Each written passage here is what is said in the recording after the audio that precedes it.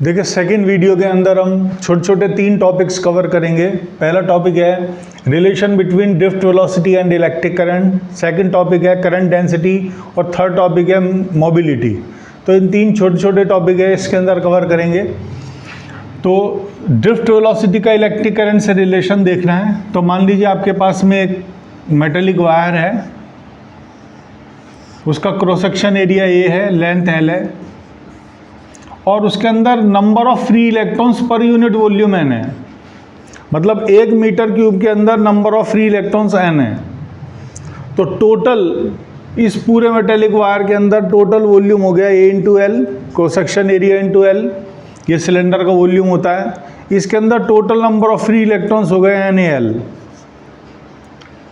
तो टोटल इसका चार्ज हो गया एन ए एल ई, क्योंकि हर इलेक्ट्रॉन पे ई चार्ज है तो total number of free electrons n A L है। तो टोटल चार्ज हो गया एन ए एल। मान लीजिए कोई ऑब्जर्वर हमने यहाँ खड़ा कर दिया। अब कोई फ्री इलेक्ट्रॉन यहाँ इस एंड से इस एंड पे पहुँचने में टी टाइम लेता है। Let T is the time taken by one free electron from one end to another।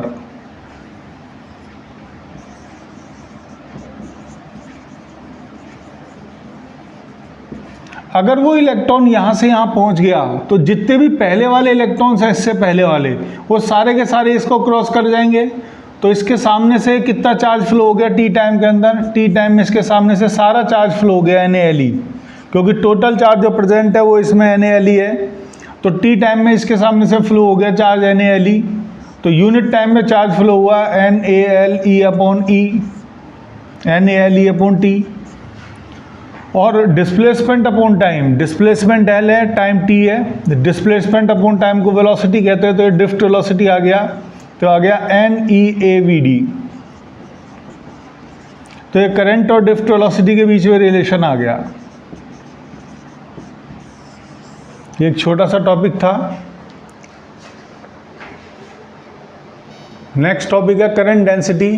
तो करंट डेंसिटी होता है current per unit area.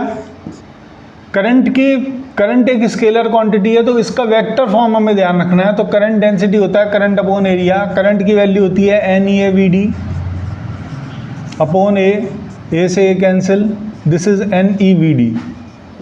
We D की वैल्यू रख सकते हैं यहाँ पर E by M tau bar, और इन सबको हम क्लब कर लें तो N E square upon M tau bar into E vector quantity है। और हम बाद में इसे जे, ये सिग्मा होता है, ये बाद में हम सीखेंगे, इसे सिग्मा कहते हैं। सिग्मा का मतलब कंडक्टिविटी, ये सिग्मा होता है, बाद में हम सीखेंगे। क्योंकि रजिस्टिविटी का फार्मूला होता है M upon N E square tau bar. ये फार्मूला भी हम डिराइव कर सकते हैं। M upon N E square tau bar को रजिस्टिविटी कहते हैं, तो उसका रेसिप्रोकल सिग्मा होता है। तो ये इसका वेक्टर फॉर्म है करंट डेंसिटी का। थर्ड है मोबिलिटी।